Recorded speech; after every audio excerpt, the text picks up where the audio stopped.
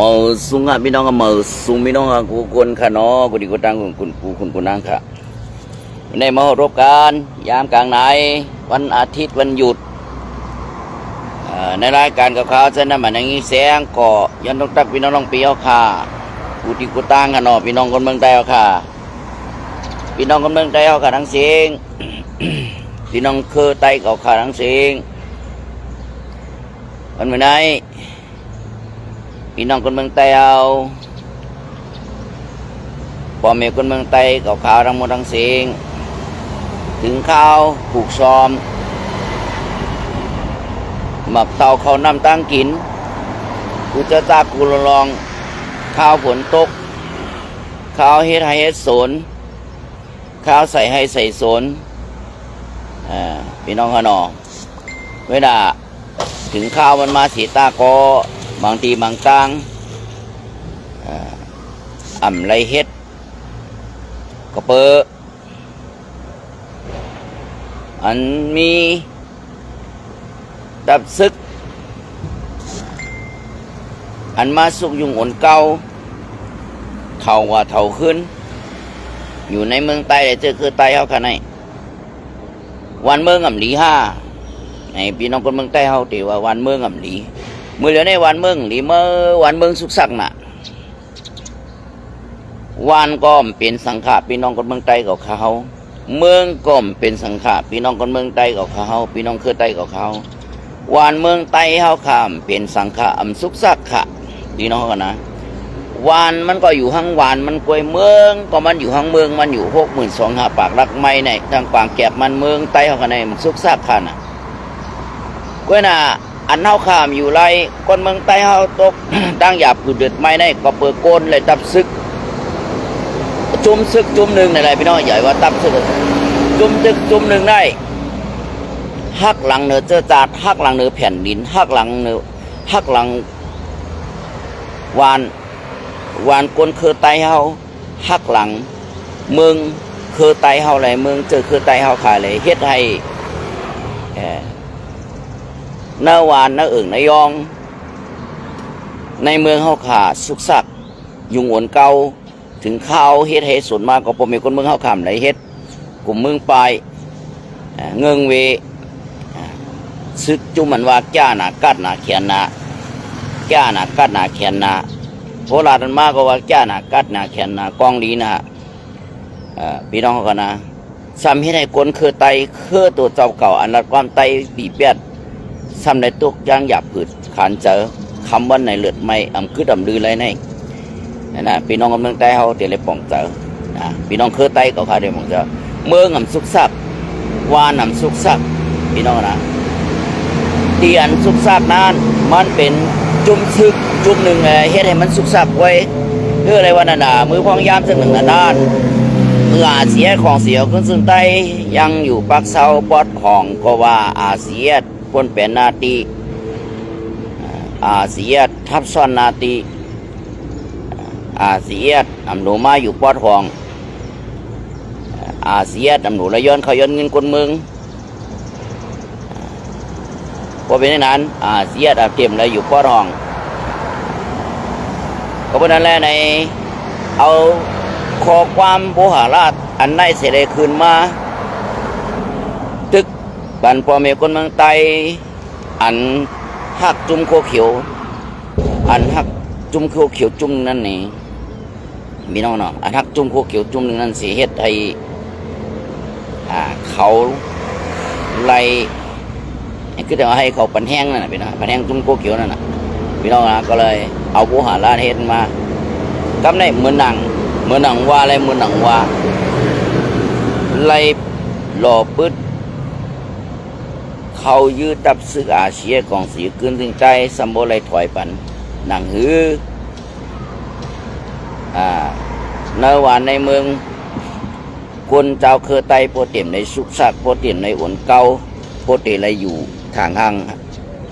ปักทางเศร้าแลเลยถอยปันถอยจนมาถึงปัจจานว่าเสียถอยปันยาวนี่ก็ซ้ำหนาเสียเสียอยู่พี่น้องผลกำนึงสุดมาก็อย่าได้ว่าเลยหาบสองกัน เมื่อเหลียวได้ปลายหาบปลายติ่งปลายปลาแทงมีตรงนั้นปลายหาบปลายติ่งหาบสองมาหาบปลายซ้ายหาบปลายขวาติ่งโนโหแล้วมาปลาแทงแล้วมาหิวแทงมาหิวมือแทงอยู่ปอดห้องคนเมืองใต้เขาขาในหน้าเสียอยู่ปอดห้องเมื่อเหลียวพี่น้องนะสีเต็มสีเต็มสีแดงคนเมืองใต้ปอดห้องเขาขาหูโตลีพี่น้องนะยาหลีเนี่ยตุลาดว่ายาเขาหลีคนเมืองใต้คนพี่น้องคือใต้ปอดห้องหูโตลีว่ามันสีเต็มใจเต้นมานั้นพี่น้องคนเมืองใต้เขาขาเนาะก็ประสานวันมือไหนพี่น้องคนเมืองใต้เขาขาทั้งสิงเดือดเสียนังกาลามมาแห่งปอดจานคือถามว่าตัวเองในจ้าหนากัดหนาเขียนหนาให้ในจิกจับจุ่มซึกเนี่ยซึกกินจางเลยจนหลงคนเมืองใต้เขาขาในจนเนื้อเลือดจนเจอเคอจนภาษาลีกไล่จนสั่งไข่ยาหานจนไม่ตอกเอาเป็นมดมือเหลียวในป้าเป็นเจอเกินมาเอามาจนเอาโคของเยดนาเงินคำจนไม่จนปอกในเมืองใต้ในแผ่นดินใต้เหนือแผ่นดินใต้เขาขาเอากว่าอันเป็นเจ้าของก้นวัน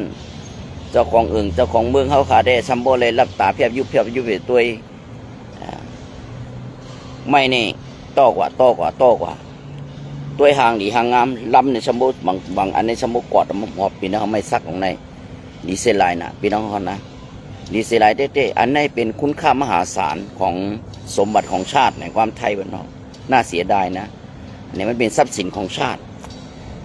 มันมาเป็นเงินต้องของแผ่นดินนะตีเต้ได้ไปนะมันจะเป็นเงินต้องของซึกจุ่มไหนจุ่มนั่นในเฮ็ดนั่นก็เป็นนะอันเขาเฮ็ดนั้นมันจะเฮ็ดดับแผ่นดินเจ้าจารวันเมืองรู้พี่น้องว่าเขาเฮ็ดดับจุ่มเขาเลยดับจุ่มอ้อยดีเขาเลยเฮ็ดสร้างกว่าจะนั้นพวกเขาเฮ็ดดับแผ่นดินเจ้าจารวันเมืองในก้นเมืองเต็มเลยเดือดร้อนก้นเมืองเต็มเลยไม่ใสก้นเมืองเต็มเลยสุกซักก้นเมืองเต็มเลยแตกยายก้นเมืองเต็มเลยปลายก้นเมืองเต็มเลยค่ายซึกจุ่มนั่นจุ่มอะไรก็เยอะมาปะโอ้ยกอลิซอมูเซอร์ปะโอว่านะเขาก้างเคซึกจุ่มอะไรก็เยอะทีอันเอนั่นก็เสียของเสียก็นึงได้ซึกจุ่มเลยนะโอมันเฮ็ดเส้นทางอันหมันแม่นนะคนเมืองเต็มเลยทุกข้าคนเมืองเต็มเลยหยาบผืดอันคนเมืองหยาบผืดที่เขาอยู่นั่นมันว่าซึกต่างหมู่ต่างจุ่มมาหล่อเขามาตึกเขามาลำศกมาลำเต่าเขานั่นอันนั้นจะเรียกว่าผมแจ้งว่าจะเรียกว่าอาเซียดสุกยุงอนเก่ามันบอกว่าซึกต่างหมู่ต่างทุกนั้นมาสุกยุงอนเก่ามาหล่อตึกพืชยื้อเขาเลยสร้างปัญหาขึ้นมาในพื้นที่กุ้งกับนะพี่น้องอันนี้มันเป็นเรื่องของเตมันนะได้ครับได้สดก่อน นะพี่น้องคนเมืองใต้ก็หนอของเราผมตัวตรงนี้นะอันนี้ก็มันเป็นอันหมานแมนมันพี่น้องวันนี้รู้มาดังพี่น้องว่าเขาอยู่ดังกุ้งกำว่าไหนคือไตอย่างไงที่อยู่ในแผ่นนาดินกุ้งกำว่าอำได้เดินรอดอำได้ไม่เจอในบ้านนอกเฮ็ดปันตาปุนตากวนหวานกวนเมืองกวนเจอกวนเจ้าคือเขาเตี้ยว่าตัวที่ว่าเนี่ยพวกมาตัวที่โคเขียวในเฮ็ดตาเพราะเฮ็ดตาหมูจุ้มตุ๊บจุ้มตัวกวนคือตัวเจ้าเก่าความไตลัดปับลูกอ่อนลูกอีเนี่ยอันตึกกินนมอยู่ก้นเท่าเขียววางกลางง่อมหลังความเนี่ยขาสั่นมือสั่นตาหูหนกตาโม่ในซัมโบในปลายเพศสื่อกับเปลือกเขาพี่น้องเขาวนดูกับเปลือกซึกโคเขียวลามมาถึงพระปอดจานพี่น้องเขาค่ะเสียดมาถึงปอดจานสักวันละมาเห็ดมาละพืชมายืดดิกพวกโคเขียวมาเนี่ยเสียดก็กับคนเมืองเขาอยู่ซ้อมกันดีอยู่มีปังตึก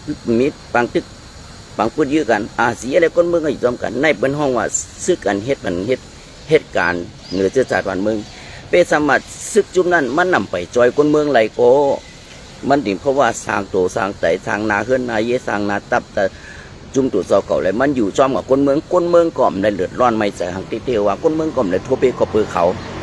มันหนังเสียของสีคนใต้เลยสังมันหนังพระโอเขาเลยสังพี่น้องเขาค่ะมันหนังพระโอเขาเลยสังมันหนังเจ้าตาอ้างเขาก็เคลือบตาอ้างเขาก็เปิดก่อมได้ตุกฆ่ากาเลยเลือดร้อนกาจุ่มเจือนตาอ้างเขาอู้เปลืองกันเหมือนโคเขียวในชื่อโคเขียวในเขาถึงที่ไรคนเมืองไรไปนั่นชื่อเสียงเขาก้อยพอดีกว่าเมืองกึ่งฮือกว่าไล่คาฮือไหนคนเมืองสมุทรหัวใจสมุทรเต็นตับตัวเขาต้องใบเผียวพี่น้องเขานะตัวเขาต้องใบเผียวเพราะตัวเขาเผียวไหนเพื่อผีคนเมืองเลยกูที่นั่นนี่แหละ คือตัวเจ้าเก่าขึ้นเลยกูคือตัวเจ้าเก่าคือตัวเจ้าเก่าคำขึ้นเด็กเด่งคือตัวเจ้าเก่าในเรามันเต็มมวยหายหลายปีแต่วันนั้นการเด็กเด่งในการเพียวมวยเนี่ยเอาเปิดมาเพียวมวยเนี่ยมันมวยอะไรพี่น้องนะก็ขึ้นเอาคือตัวเจ้าเก่าขึ้นเอาเนื้อหมูขึ้นคนเนื้อหมูขึ้นในยาวอันมันเฮ็ดในยาวมันเตะเพียวมวยอะไรเตะยาวมันเฮ็ดปันเฮาขาดที่เทวาเนี่ยขาดตั้ง76 ปีเนี่ยจ่ายว่ามันเตะมวยอะไรพี่น้องพวกมันมวยอะไรก็มันมีซึกโคเขียวมันมีซึกโคลายอ่ะที่เทนะมันเฮ็ดปันเฮากันไหนก็เปิ้นนั่นแหละมันเพียวมวยเฮากันก็มันมวยอะไรพี่น้องกันนะมวยอะไรค่ะมันเพียวมวยไตเนี่ยพวกมวยอะไรก็มันมีซึกโคเขียวมันมีซึกโคลายอ่ะพี่น้องคนเมืองไตเก่าขาวก็บ่ได้ในหนังคือมันบ่ได้มวยอะไรเนี่ยเปิ้นขึ้นเอาเครือตัวเจ้าเก่าเจอเครือตัวเจ้าเก่าภาษาเดียวกันเลยขึ้นเพียวมวยกันก็เปิ้นว่ามันฮู้รู้มันนั่งมึงกูว่ามันเบิ้นเฮ็ดรู้ว่าเองต้องสู้มันมีกี่ก้อมีหลายก้อมีครอบครัวมีกะคือเองต้องสู้มีคนใจมีงานแน่มันน่ะมาว่ารู้มาช่องมาถามรู้ถามรู้ไปสมหอมมากวาดล่างซึกจอมมูเฮงเลยสั่งซึกได้ใหม่ได้เก่าเลยปานมึงกูบอกเลยสั่งในเขาก็มากวาดล่างมันจึงนั้นนู้พี่น้องเขาขาดคำเลยกวาดล่างคำเลยมาเพียวมวยจึงนั้นในสุโขเขียวในสมากวาดล่างในหมู่วานในมีกาคือเองต้องสู้มีกาคือมียิ่งมีหลายก้อคนใจมีหลายก้อเขียวมวยเจอพันเวทเอาคนหนุ่มกว่าเอานางยิงมีผัวกว่าเอาคนใจมีเมียกว่า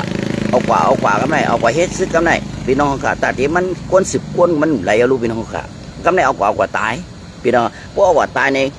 เจอพันมันไหลรู้ตั้งหน้าวัวสัตว์ตั้งมีวัวตั้งมีขิงผสมพันธุ์กันและมีลูกมีเต่าออกมาคนเมืองเขาก็เหมือนกันพี่น้องนะพวกมีตัวมีตินมาอาศัก17 18มาช่างเอาเฮ็ดซื้อเอาตายมันที่เผาพันธุ์เขากันที่คือเจริญไรล่ะฮันที่ขึ้นยังไม่สูงไรมันที่คือเขากันที่เพลไรหลานเช่นมวยก็ดีพี่น้องคนเมืองใต้กับเขานี่นะอันนี้ก็เป็นแผ่นเพียวมวยเจอคือเขาเหมือนกันนะอันโคเขียวเขาเฮ็ดเนี่ยกว่าก็เลยก็เงียบซึกเอาก้น หนุ่มก้นกำเจอพันธุ์ดีๆเนี่ยแต่เตมีปางแขกควบคู่กันแต่เตมีในห้องในวานในเฮือนในเย่ในอึ่งในย่องก็มีไหมพี่น้องกันนะวานก็เลยแต่มียิงคือแต่มียิงก็ไม่ก็มานำเพอก็ใครมีลูกเพอแล้วก็ใครมีหลานนะก็ไหนเนี่ยเฮ็ดได้เครือก็ยบยอมลงกาวานป่านเมืองมาเหลียวในเมื่อหลวมีลูกมีล่างอีเยอะไอมันสุกมันซักหนาเนี่ยนะพี่น้องกันนะอันนั้นก็ไม่อย่าไปอยู่วานอยู่เมืองเขาละเมื่อกว่าอยู่ข้างไหลก็เมื่อกว่าละไอเนี่ยเมื่อกว่าแล้วก็อยู่เมืองไทยก็เลยเมืองเขตเลยเมืองมันก็เลยไอ้เนี่ยเมื่อกว่าแล้วเมื่อกว่าอะไรก็ไม่อยากไปอยู่จอมวันจอมน้ำไม่อยู่จนได้เขาสุกซักไม่ก็สุกซักไม่ก็รถเพลูกหลานเนี่ยพวกเมื่อกว่าอยู่ญี่ปุ่นเนี่ยเขาก็รับโทรศัพท์วีแชทหากันเพื่อนผู้หากันเขาก็หันหน้าหันตากันอยู่ในพวกเมื่อก่อนอยู่ในซึกโคเกี่ยวกันในเมื่อก็บางพอก็ยืดไตก็ตายเหมือนบางวันนั้นวันมีวันหนึ่งมาเฮ็ดซึกโคเกี่ยวตายเป็นมูดเลยปางแฮนปางซ้อมยังแฮนนั่นไปเย่าพี่น้องนะนั่นแหละเอามา10 ก็ตายเป็นโมดพี่น้องเขาขานี่มีเจ็บใจตายก็สั่งตายก็เปื้อเผลอตายลองสั่งตายจากแผ่นดินถ้าเจอคือตายตับแกะเขคือไตฮะตายตาเอาห่มลมไตฮะทำใจเหี่ยวเมียวรู้พี่น้องฮะตายตาควักนาตีกล้าขายป้ายมักมีจำหนังว่าเขานั่นก็รู้เขียวนั่นก็รู้พี่น้องฮะพี่น้องตายเป็นหลอกเป็นลายนะพี่น้องคนเมืองใต้กับขาดังเสียงนี่นะพี่น้องฮะตายเป็นหลอกเป็นลายตายมีคุณค่าตายมีกาขัน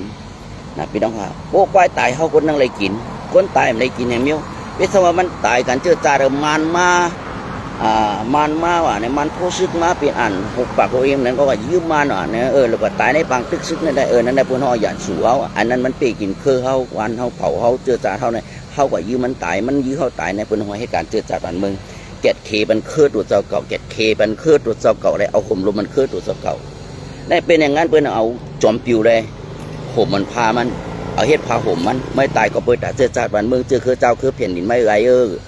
ตัวตายหลุดยังห้องน้ำมากกว่าถึงที่อยู่ที่ซึกตีดีที่ทอดที่มีอะไรก็ไม่อยากไป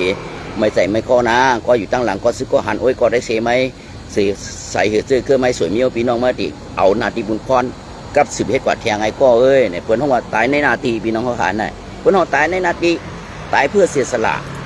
เนี่ยตายมาลำปืนลำยื้อเสียของเสียขึ้นซึ่งตายในพี่น้องเขารู้คนเมืองก็ตายคนซึกก็ตายทั้งเป็นหื้อล่ะในเขาก็มีกินเนาะกว่าอยู่บ้านเปิ้นเมืองเปิ้นกว่าอยู่กำกว่าอยู่ในเวียงกับเขาคนเมืองเขาก็มีกินนู้นในเปิ้นตายทั้งเป็นตัวเป็นตายทั้งเป็นเขามีกินนู้นคนผ่านเขาขายอยู่บ้านน้องหน้าปังเลยไปเขาเวียงตีกว่ากินนี้สั่งพี่น้องเขาค่ะตีกว่ากินแกบมัน ไก่กับเขียกินกลมได้รู้คนเขาคนวันน้องน้าปังเขาเนี่ยก็เปื่อเขาขาเป็นคนวันน้องน้าปังมาเขาถึงหู้รู้คนวันน้องน้าปังหาเจ้ากินคำรู้พี่น้องเขาขามันเหมือนคนมีรู้สัจเทรู้บางคนมีเหมือนเขาได้แต่เขาได้ขี่แต่งตัวเข้มหนาโอ้โหรถผู้วินว่าฝังชิงว่าพวกว่าเจ้านั่นเจ้าไหนอ่ะพี่น้องเขาขาทุกตาคนเมืองเขาจำตัวหันตื้อตัวหันพี่น้องอ่ะก็เปื่อว่าในหมู่จุ่มเขาซ้ำเอาเจอเคินมาเป็นใหญ่รู้เสียงผ้าเสียงว่าว่ะวันนี้มีเมตตาเหนือไตเขานะพี่น้องอ่ะเสียงผ้าเสียงว่าว่ะเนาะเสียงผ้าว่ะเสียงว่าว่ะจอเมืองว่ะเนี่ยเป็นว่าหลายรู้ได้มันที่มีเมตตาเหนือเจอเคินไตเขาล่ะพี่น้องเขาค่ะมันก็ทำกะว่ากะเป็นมันก็บังคับลูกน้องไตเขาให้เคินไตเขาไหนก็ซึกก็หันชีวิตไตเขาไหนก็เฮ็ดขึ้นเจอเคินมันน่ะพี่น้องเขาค่ะพวกเฮ็ดก็ตายขึ้นรู้พี่น้องเขาค่ะพวกยื้อก็ตายรู้เจ้าเมืองมันยื้อตายพี่น้องว่าแน่น่ะพี่น้องก็เมืองไตเขาค่ะเปิ้นที่มามีเม็ดเตี้ยเม็ดเตี้ยเหนือไตเขาก็เปิ้นไม่เป็นว่าหรอกใครไปใครห้ามวันใครห้ามจ้องมันเจ้าใครห้ามวันใต้ใครห้ามใครมวยพี่น้องเขาค่ะเปิ้นที่สนใจล่ะเจ้าเมืองเสียงว่าที่ไหนซบเขาไว้พี่น้องเขาค่ะการเมืองส่วนมากเขาก็หุบลินไตหุบเครือไตหุบเจอเครือไตแห่ว่าฝังสร้างว่าในSP เขาก็โพกันแห่เซตต่อยจู้กันแห่กว่ามากขุนเมืองเปิ้นเป็นจะเป็นขุนเป็นว่ามั่วเป็นลุงน้องปองไปซ้ำเป็นไตดีกว่าเป้เปือนพี่น้องเขาค่ะเพราะว่าไปทั้งเมื่อทั้งเฮินเปิ้นก็มือเก็บมือยี่ตายไปแห่นั่นน่ะพี่น้องเขาค่ะอันนี้ก็เป็นการเพียวมวยไตเขาทำเหมือนกันนะพี่น้องเมืองไตเขาเป็นการเพียวมวยไตเขาเลยเป็นศึกโดยเขาขำหู้โตค่ะนะเป็นการเพียวมวยเจอเครือพี่น้องตัวเก่าเป็นหู้โตเป็นการเพียวมวยเจอเครือในมันปองว่านะเอาคนซ้ายกว่านะเอามียิ่งหนุ่มกว่าเนี่ยครับก็เพียวไปแล้วรู้พี่น้องครับเพียวไปเจอเป็นเครือรู้ถ้าเป็นเขาก็เจอเขากว่าเปียแล้วเอาตำกินไปแล้วมันจะหือผูกออกมามันจะหืองอกออกมารู้นะมันจะหือผูกมันจะหืองอกออกมารู้เป็นห้องขาในก็เหมือนกันมันก็อยู่ในถึงในเครือตายไปแล้ยืดตายไปตินลอยนะหลายการหลายก็หลายซิบหลายปากหลายเหงาตายมาได้พี่น้องเขาขานะมันเหมือนในกอบคือดื้อมันก็ได้เนาะพี่น้องคนเมืองไกลดีมากพอมาถ่อมเก่าขาเฮาเนาะพี่น้องกันเนาะพดด้วยก็ได้ว่าจ้าหนักกันหนักแขนหนาซ้ำเฮ็ดที่สั่งบันไตเขาขาคือไตก็ไรพดจ้าหนักกันหนักแขนหนาเขากว่าห้องจ้านเป็นปลายเพนั่นน่ะมาเฮ็ดเป็นหมู่วันปลายเพเป็นดีๆงามเฮ็ดปันเขาดีๆเอาห่มลมมันเขาดีๆเฮ็ดจ้องสาเฮ็ดแก้กระตูเฮ็ดโหงยาปันเขาแห่พวกจ้าหนักกันหนักแขนหนาที่นั่นหลูเฮ็ดตั้งนอมันใจจ้าหนักกันหนักแขนหนาขี่รถก้าววื้อขึ้นพี่น้องค่ะมันยังว่านั่นมันนั่งเป็นน้องว่าเมียวว่าเงือมั้งไอเงือเมียวเงือหูตูในมั้งไอไตไตยอกตอกใจในบนวันไหนคนต่างเชื่อต่างเคยคนว่าเจ๊มั้งเงือได้เงือว่าปะโอ้คนว่าไตเงือไตยอกเหมือนกันแต่อ้างคนว่าไตเงือไตยอกเหมือนกันเพื่อนว่าเงือเตี้ยๆจังเงือว่ะนี่นะเงือมันจังเงือไหนเงือแทงแบบนั้นนั่นน่ะเขาคนเมืองใหญ่เป็นแจนเขาเต้นะพี่น้องคนเมืองไตขาวกันนะเขาคนเมืองกันดิแจนเขาใหญ่เป็นแจนเขาเต้ผู้ว่าเปิ้นเขาเฮ็ดบันเขาจังนั้นเขาก็ยิ่งเงือไปเงาเงี้ยวที่น่ะพี่น้องกันนะไม่ซุ้มกันเนาะพี่น้องกันเนาะไม่ซุ้มก็ได้ก่อนค่ะไม่ซุ้มให้สู่เจ้าเลยก็ค่าอยู่ดีกินวันก็เย็นจันชาไปมันสิกรรมเนาะเขาก็ไปเน้นปันแห้งกันนะพี่น้องก็ได้ตัวเหนือลายเหมือนว่ามันยอบไหลส่วนลงว่าเสียงวิ่งนะพี่น้องก็รู้